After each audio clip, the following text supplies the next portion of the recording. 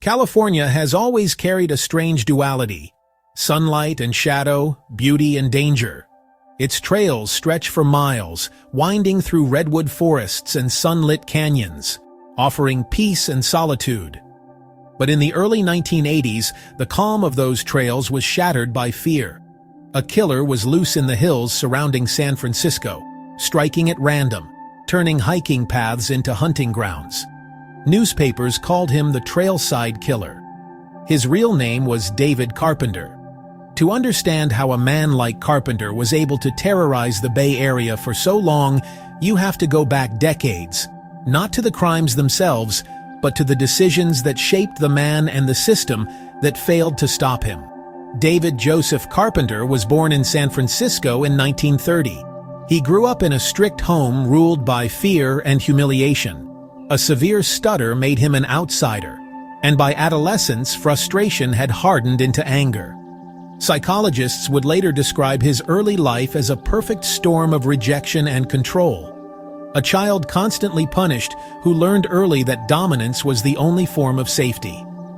By his 20s, Carpenter had already attracted police attention. The offenses began small: petty thefts, minor assaults, but the underlying pattern was there: aggression when his control was threatened. His first major conviction in the 1960s should have kept him in custody for years. Instead, a combination of overcrowded prisons and lenient parole policies sent him back onto the streets repeatedly. Each release reinforced his belief that he could outsmart the system. California's criminal justice network in the 1970s was overburdened and deeply conflicted. Politicians argued between rehabilitation and punishment.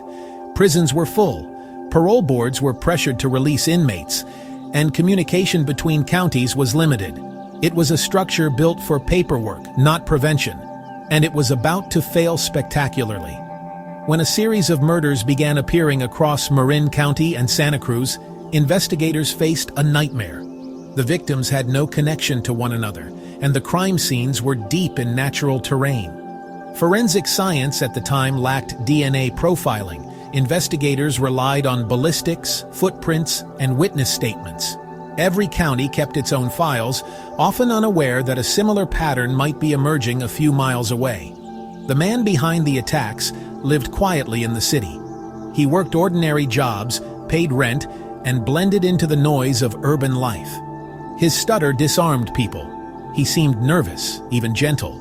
But detectives would later discover that beneath the timid exterior was a highly organized predator who selected isolated areas precisely because they delayed discovery and confused jurisdictional boundaries. As bodies were found along hiking routes in 1979 and 1980, panic spread.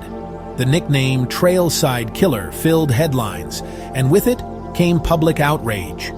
County sheriffs formed joint task forces, pooling resources that had never been shared before. The FBI's Behavioral Science Unit was consulted, applying the still new discipline of psychological profiling.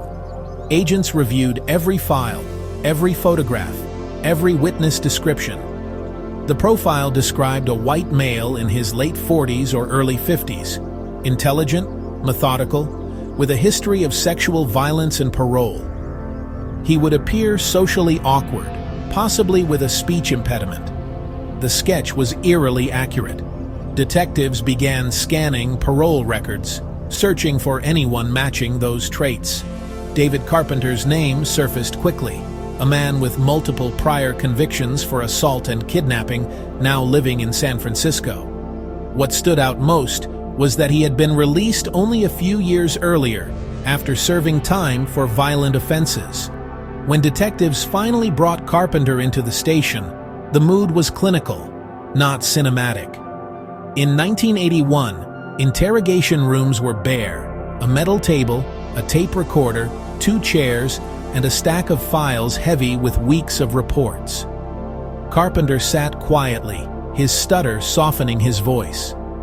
The lead investigator began the session the way every seasoned officer does, by asking about routine things: work, family, where he liked to hike. The goal wasn't confession, but calibration. They watched his eyes as questions tightened.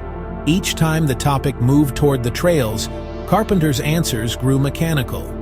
He said he preferred city parks, avoided remote paths.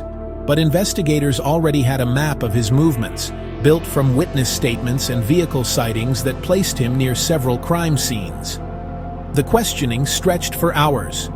Detectives alternated tone, calm and patient, then firm and direct. They laid photographs of trails on the table, one by one, gauging his reaction. He blinked hard, looked away, and asked if he could smoke. The officers let him. Small courtesies in an interrogation are never random. They test cooperation. When they mentioned ballistics, the weapon found during the search of his home, the atmosphere changed. Carpenter adjusted his glasses, paused, then insisted he didn't own that model anymore. The investigators let the silence do the work. In that quiet, with the recorder clicking faintly, the weight of evidence began to close in. He never confessed outright. He didn't have to. His denials contradicted physical proof already in police custody. By the time the interrogation ended, detectives had everything they needed. Later, one of them would describe Carpenter's demeanor as polite but hollow, as if the emotion had been switched off. That interview, calm and procedural, became the final link in a long chain of investigation. The next morning, the warrant was signed. David Carpenter was formally arrested and charged. The capture ended a statewide panic, but opened a new question. How had he been free to begin with? The ensuing investigation turned inward, toward the system itself. Reporters uncovered early warnings ignored, parole recommendations approved despite red flags, psychological evaluations noting antisocial behavior but lacking authority to block release. Each document painted a picture not only of one man's violence, but of institutional blind spots. The trial that followed was methodical. Prosecutors presented forensic evidence, witness testimony, and a pattern of behavior that fit the psychological profile perfectly. Carpenter sat mostly expressionless, occasionally adjusting his glasses, rarely reacting as victims' families testified. He was convicted on multiple counts and sentenced to death. Yet for many Californians, the verdict provided little closure. The fear had already seeped into the landscape itself. After the conviction, psychologists dissected the case in journals and classrooms. Carpenter displayed traits consistent with psychopathy: superficial charm, manipulation, and complete lack of empathy. His stutter, once considered a weakness, had become a mask, an instrument of deception that lowered people's guard. Experts debated whether his behavior was innate or learned. Some argued that chronic humiliation and an abusive home created a lifelong drive to dominate. Others saw evidence of neurological dysfunction, a failure of emotional regulation that no therapy could have cured. What united them was recognition that Carpenter was not an anomaly. He was the predictable outcome of a system unprepared to deal with violent recidivists. In the 1970s, California's parole structure focused on time served rather than behavioral change. Psychological assessments were brief and largely subjective. When Carpenter appeared polite and compliant, it was enough to satisfy review boards eager to reduce prison populations. The Trailside case forced a reckoning. Lawmakers revisited sentencing laws, parole procedures, and interagency communication. Behavioral profiling gained credibility, becoming standard practice in major investigations. And public awareness shifted. People realized that safety required more than beautiful landscapes and good intentions. Decades later, Carpenter remains on death row at San Quentin. Now an elderly man, he lives out his days in isolation, far removed from the freedom of the trails he once exploited. The forest has reclaimed the fear. Hikers once again walk those paths. But every so often, a ranger or longtime resident will mention the years when no one dared go alone, when headlines warned of a phantom in the woods. The story of David Carpenter is not merely about a killer, it is about the intersections of psychology, justice, and policy. It demonstrates how individual pathology can slip through bureaucratic gaps, how silence and paperwork can enable violence as effectively as a weapon.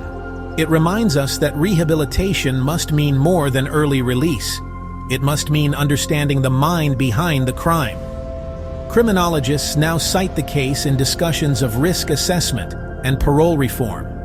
Modern tools, actuarial scoring, structured professional judgment, mandatory inter-county data sharing exist largely because older systems failed.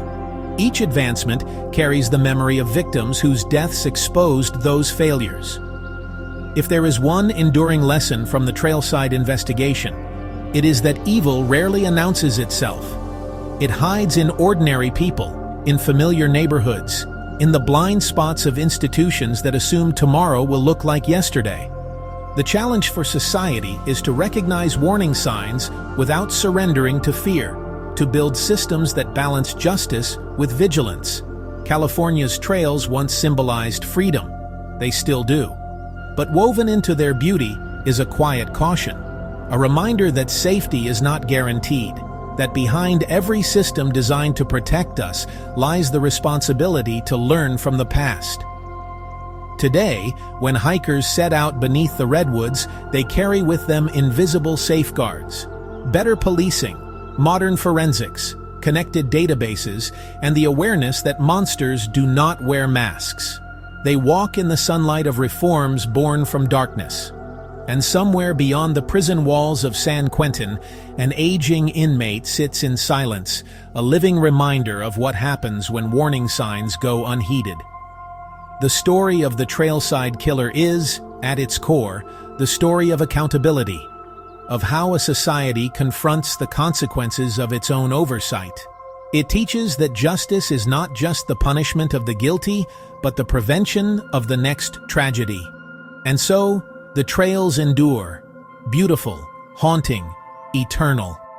The footsteps that echo there today are not of fear but of remembrance, carrying forward the hard-won lesson that vigilance and compassion must walk side by side. Thank you for watching. If you like our video, give us a like and don't forget to subscribe. Thank you.